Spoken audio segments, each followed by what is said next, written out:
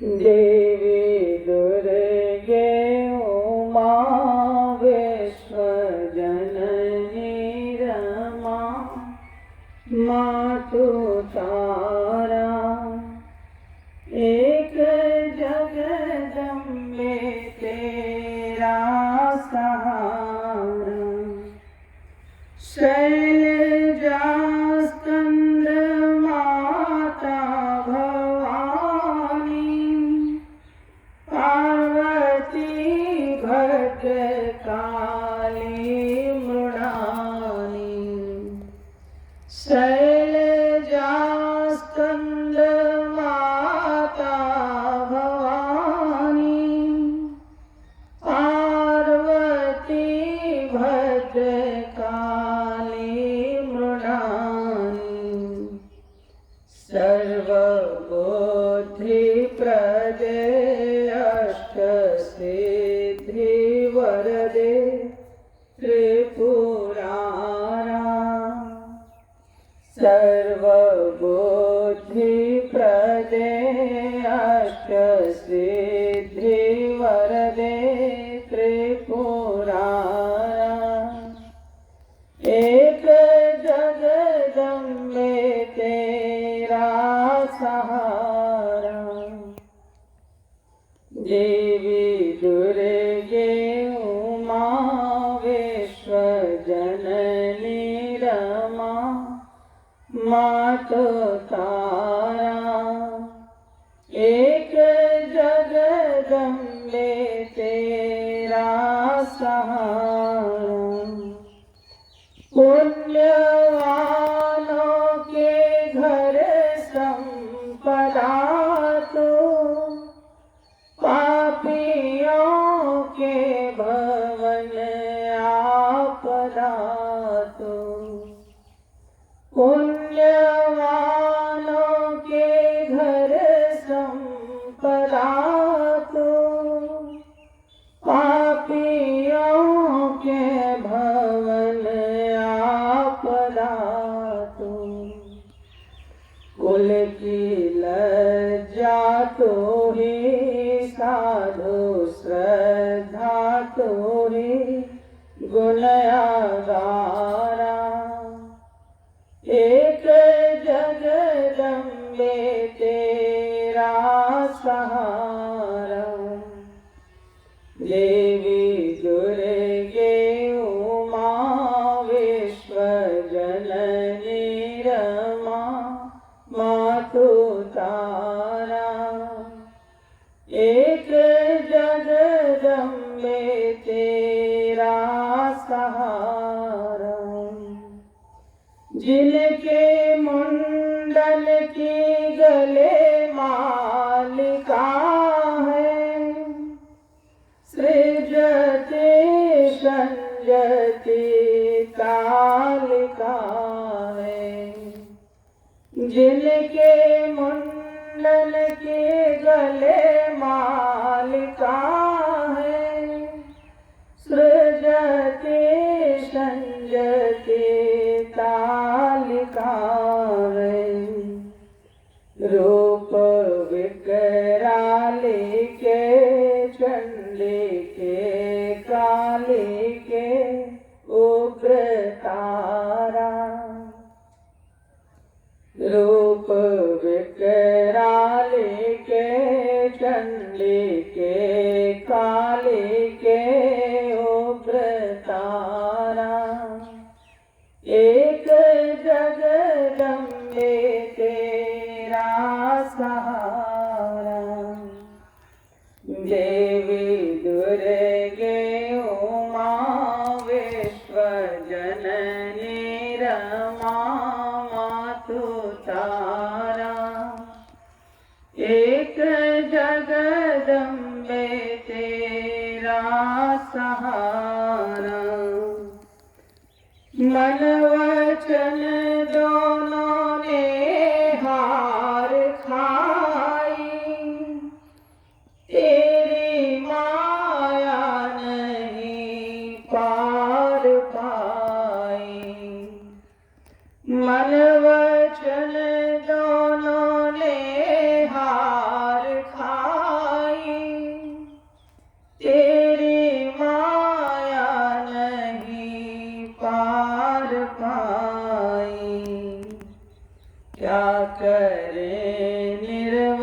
निर्वचन वेद नेति कथन करके हारा।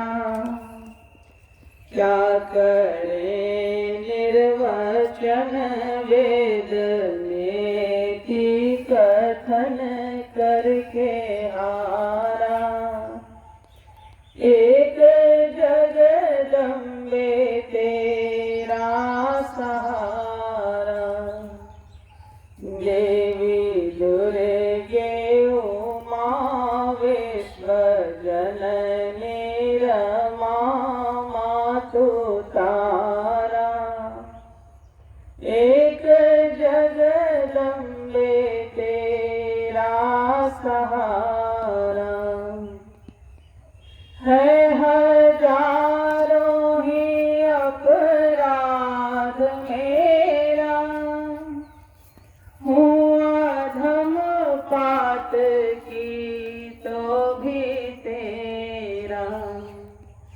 है हजारों ही अपराध मेरा।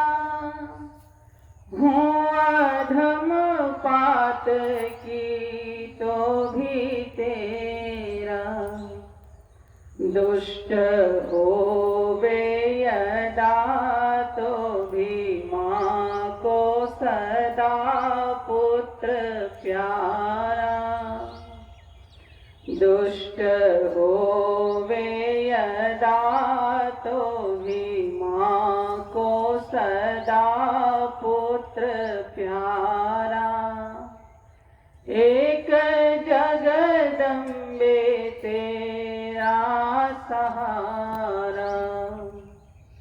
देवी दुर्गे उमा विश्व जननी रमा मातु तारा। एक जगदम्बे तेरा सहारा। एक जगदम्बे तेरा सहारा। एक जगदम्बे तेरा सहारा। प्रेम से बोली जगदम्बा मैया की। विराजित पदाम्बुज वेदान्ताम्बुसूर्यो यः। तस्मै श्री गुरुवे नमः। तस्मै श्री गुरुवे नमः। श्री सद्गुरु जी बाबा के चरणों में नमन करते हुए आप सबों को मेरा नमो नारायण। हम सभी लोग द्वारका से पूरा मंच के प्रशांत कन्या मिशन योगाश्रम में आयोजित चैत्र नवरात्र अनुष्ठान के प्रथम दिवस के सत्संग सत्र में जो 2025 ईस्वी के 30 मार्च से 6 अप्रैल तक आयोजित है, इसके प्रथम दिवस के सत्संग सत्र में उपस्थित हैं। अब हम सभी लोग श्रीमद्देवी भागवत महापुराण के श्रवण में प्रवेश के लिए, पाठ में प्रवेश के लिए सर्वप्रथम विनियोग करते हैं।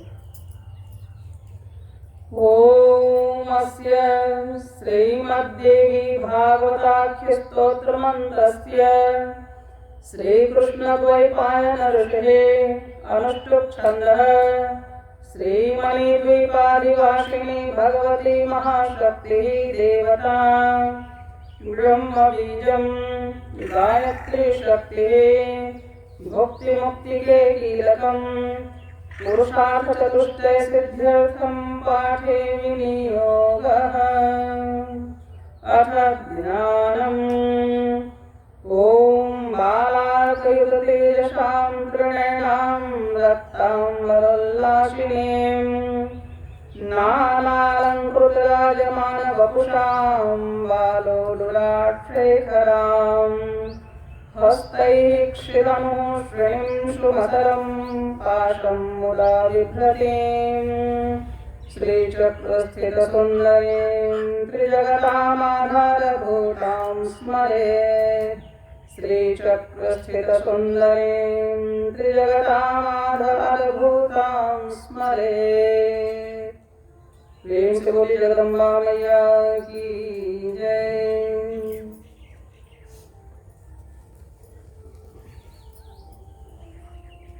श्रीमद्देवी भागवत महापुराण के कथा प्रसंग में हम सभी लोग तृतीय स्कंध के 24वें अध्याय का प्रसंग है। सुबाहु द्वारा भगवती दुर्गा से सदा काशी में निवास रहने का वरदान मांगना तथा देवी का वरदान लेना, सुदर्शन द्वारा देवी की स्तुति तथा देवी का उसे अयोध्या जाकर राज्य करने का आदेश देना, राजाओं का सुदर्शन से अनुमति लेकर अपने अपने राज्यों को प्रस्थान करना। इस प्रसंग का हम सभी लोग श्रवण करते हैं। व्यास जी बोले, हे राजन, उन भवानी का वचन सुनकर नृपश्रेष्ठ सुबाहु ने भक्ति से युक्त होकर यह बात कही। सुबाहु बोले, हे माता, एक ओर देवलोक तथा समस्त भूमंडल का राज्य और दूसरी ओर आपका दर्शन, वे दोनों तुल्य कभी नहीं हो सकते। आपके दर्शन से बढ़कर समस्त त्रिलोकी में कोई भी वस्तु नहीं है। हे देवी, मैं आपसे क्या वर मांगूं? मैं तो इस जगतीतल में आपके दर्शन से ही कृतकृत्य हो गया। हे माता, मैं तो यही अभिष्ट वर मांगना चाहता हूँ कि आपकी स्थिर तथा अखंड भक्ति मेरे हृदय में बनी रहे।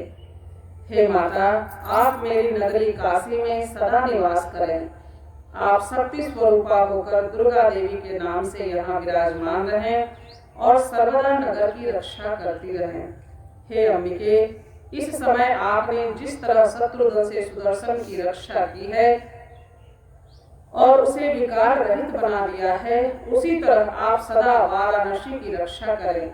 हे देवी, हे कृपानिधे, जब तक भूलोक में काशी नगरी सुप्रतिष्ठित होकर विद्यमान रहे, तब तक आप यहाँ विराजमान रहें। आप मुझे यही वरदान दें। इसके अतिरिक्त मैं आपसे और दूसरा क्या मांगूं? आप मेरी विविध प्रकार की समस्त कामनाएं पूर्ण करें, मेरे शत्रुओं का नाश करें और जगत के सभी अमंगलों को सदा के लिए नष्ट कर डालें। व्यास जी बोले, इस प्रकार राजा सुबाहु के सम्यक प्रार्थना करने पर दुर्गतिनाशिनी भगवती दुर्गा स्तुति करके अपने समक्ष खड़े राजा सुबाहु से कहने लगी। दुर्गा जी बोली, हे राजन, जब तक यह पृथ्वी रहेगी तब तक सभी लोगों की रक्षा के लिए मैं निरंतर इसी मुक्तिपुरी काशी में निवास करूंगी। इसके बाद सुदर्शन बड़ी प्रसन्नता के साथ वहां आकर उन्हें प्रणाम करके परम भक्ति के साथ उनकी स्तुति करने लगे। अहो, मैं आपकी कृपा का वर्णन कहाँ तक करूं? आपने मुझ जैसे भक्तिहीन की भी रक्षा कर ली। अपने भक्तों पर तो सभी लोग अनुकंपा करते हैं, किंतु भक्ति रहित प्राणी की भी रक्षा करने का व्रत आपने ही ले रखा है। मैंने सुना है कि आप ही समस्त विश्व प्रपंच की रचना करती हैं और अपने द्वारा सृजित उस जगत का पालन करती हैं तथा यथोचित समय उपस्थित होने पर उसे अपने में समाहित कर लेती हैं। तब आपने जो मेरी रक्षा की उसमें कोई आश्चर्य नहीं। हे देवी, अब यह बताइए कि मैं आपका कौन सा कार्य करूं? मैं कहाँ जाऊं? मुझे शीघ्र आदेश दीजिए। इस समय किंग कर्तव्य विमूढ़ हो रहा हूँ। हे माता, मैं आपकी ही आज्ञा से जाऊंगा, ठहरूंगा या विहार करूंगा। व्यास जी बोले, ऐसा कहते हुए उस सुदर्शन से भगवती ने दया पूर्वक कहा, हे महाभाग, अब तुम अयोध्या जाओ और अपने कुल की मर्यादा के अनुसार राज्य करो। हे नृपश्रेष्ठ, तुम प्रयत्न के साथ सदा मेरा स्मरण तथा पूजन करते रहना और मैं भी तुम्हारे राज्य का सर्वदा कल्याण करती रहूंगी। अष्टमी, चतुर्दशी और विशेष करके नवमी तिथि को विधि विधान से मेरी पूजा अवश्य करते रहना। हे अनघ, तुम अपने नगरी में मेरी प्रतिमा स्थापित करना और प्रयत्न के साथ भक्ति पूर्वक तीनों समय मेरा पूजन करते रहना। शरत काल में सर्वदा नवरात्र विधान के अनुसार भक्ति भाव से युक्त होकर मेरी महापूजा करनी चाहिए। हे महाराज, चैत्र, आश्विन, आषाढ़ तथा माघ मास में नवरात्र के अवसर पर मेरा महोत्सव मनाना चाहिए और विशेष रूप से मेरी महापूजा करनी चाहिए। हे नृपशार्दूल, विज्ञजनों को चाहिए कि वे भक्ति युक्त होकर कृष्ण पक्ष की चतुर्दशी तथा अष्टमी को सदा मेरी पूजा करें। व्यास जी बोले, राजा सुदर्शन के स्तुति तथा प्रणाम करने के अनंतर ऐसा कहकर दुर्गति नाशिनी भगवती दुर्गा अंतर्धान हो गईं। उन भगवती को अंतर्हित देखकर वहां उपस्थित सभी राजाओं ने आकर सुदर्शन को उसी प्रकार प्रणाम किया जैसे देवता इंद्र को प्रणाम करते हैं। महाराज सुबाहु भी उन्हें प्रणाम करके बड़े हर्ष पूर्वक उनके समक्ष खड़े हो गए। तदंतर उन सभी राजाओं ने अयोध्यापति सुदर्शन से कहा, हे नृपश्रेष्ठ, आप हमारे स्वामी तथा शासक हैं और हम आपके सेवक हैं। अब आप अयोध्या में राज्य करें और हमारा पालन करें। हे महाराज, आपकी कृपा से हमने धर्म, अर्थ, काम, मोक्ष इन चारों पुरुषार्थों को देने वाली उन विश्वेश्वरी शिवा और आदिशक्ति भवानी का दर्शन पा लिया। आप इस धरती पर धन्य, कृतकृत्य और बड़े पुण्यात्मा हैं, क्योंकि आपके लिए साक्षात सनातनी देवी प्रकट हुई। हे नृपसत्तम, तमोगुण से युक्त और सदा माया से मोहित रहने वाले हम सभी लोग भगवती चंडिका का प्रभाव नहीं जानते। हम सदा धन, स्त्री और पुत्रों की चिंता में व्यग्र रहकर काम, क्रोध रूपी मत्स्यों से भरे घोर महासागर में डूबे रहते हैं। हे महाभाग, हे महामते, आप सर्वज्ञ हैं, अतएव हम आपसे यह पूछ रहे हैं कि ये शक्ति कौन है, कहाँ से उत्पन्न हुई हैं और इनका कैसा प्रभाव है, वह सब बताइए। साधु पुरुष बड़े दयालु होते हैं, अतएव आप हमारे लिए इस संसार सागर की नौका बन जाइए। हे काकुस्थ, अब आप भगवती के उत्तम महात्म्य का वर्णन कीजिए। हे नृपश्रेष्ठ, उनका जो प्रभाव हो, जो स्वरूप हो तथा वे जैसे प्रकट हुई हों, यह सब हम आपसे सुनना चाहते हैं, आप बताएं। व्यास जी बोले, राजाओं के यह पूछने पर ध्रुव संधि के पुत्र राजा सुदर्शन मन ही मन भगवती का स्मरण करके हर्ष पूर्वक उनसे कहने लगे। सुदर्शन बोले, हे राजाओं, उन जगदम्बा के उत्तम चरित्र को मैं क्या कहूँ, क्योंकि ब्रह्मा आदि तथा इंद्र सहित सभी देवता भी उन्हें नहीं जानते। हे राजाओं, वे भगवती सबकी आदि स्वरूपा हैं, महालक्ष्मी के रूप में प्रतिष्ठित हैं, वे वरेण्य हैं और उत्तम सात्विकी शक्ति के रूप में समस्त विश्व का पालन करने में तत्पर रहती हैं। वे अपने रजोगुणी स्वरूप से सृष्टि करती, सत्वगुणी स्वरूप से पालन करती और तमोगुणी स्वरूप से इसका संहार करती हैं। इसी कारण वे त्रिगुणात्मिका कही गई हैं। परम शक्ति स्वरूपा निर्गुणा भगवती समस्त कामनाएं पूर्ण कर देती हैं। हे श्रेष्ठ राजाओं, वे ब्रह्मा आदि सभी देवताओं की भी आदि कारण हैं। हे राजाओं, योगी लोग भी निर्गुण भगवती को जानने में सर्वथा असमर्थ हैं, अतः बुद्धिमानों को चाहिए कि सरलता पूर्वक सेवनीय सगुणा भगवती की निरंतर आराधना करें। राजागण बोले, बाल्यावस्था में ही आप वनवासी हो गए थे तथा भय से व्याकुल थे, तब आपको उन उत्तम परम शक्ति का ज्ञान कैसे प्राप्त हुआ? हे नृप, आपने उनकी उपासना और पूजा कैसे की, जिससे शीघ्रता पूर्वक प्रसन्न होकर उन्होंने आपकी सहायता की? सुदर्शन बोले, हे राजाओं, बाल्यकाल में ही मुझे उनका अतिश्रेष्ठ बीज मंत्र प्राप्त हो गया था। मैं उसी कामराज नामक बीज मंत्र का सदा जप करता हुआ भगवती का स्मरण करता रहता हूँ। ऋषियों के द्वारा उन कल्याणमयी भगवती के विषय में बताए जाने पर मैंने उन्हें जाना और तभी से मैं परम भक्ति के साथ दिन रात उन पराशक्ति का स्मरण किया करता हूँ। व्यास जी बोले, सुदर्शन का वचन सुनकर वे राजा भी भक्ति परायण हो गए और उन देवी को ही परम शक्ति मानकर अपने अपने घर चले गए। सुदर्शन से अनुमति लेकर महाराज सुबाहु काशी चले गए और धर्मात्मा सुदर्शन वहां से अयोध्या की ओर चल पड़े। राजा शत्रुजित युद्ध में मारा गया और सुदर्शन विजयी हुए। यह सुनकर मंत्री लोग प्रेम से प्रफुल्लित हो उठे। राजा सुदर्शन के आगमन का समाचार सुनकर साकेत के निवासी विविध प्रकार के उपहार लेकर उनके सम्मुख उपस्थित हुए और सब राज कर्मचारीगण भी हाथों में नाना प्रकार की भेंट सामग्री लेकर आए। महाराज ध्रुव संधि के पुत्र सुदर्शन को राजा के रूप में जानकर अयोध्या की समस्त प्रजा आनंद विभोर हो गई।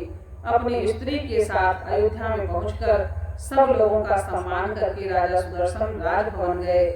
उस समय बंदीजन उनकी स्तुति कर रहे थे, मंत्रीगण उनकी वंदना कर रहे थे और कन्याएं उनके ऊपर लाजा तथा पुष्प बिखेर रही थीं। इस प्रकार से भगवती की महिमा का वर्णन करते हुए यह अध्याय यहाँ पर पूरा होता है। शेष आगे की कथा हम अगले दिन श्रवण करते हैं। आज इतना ही। प्रेम से बोली जगदम्बा मैया की जय।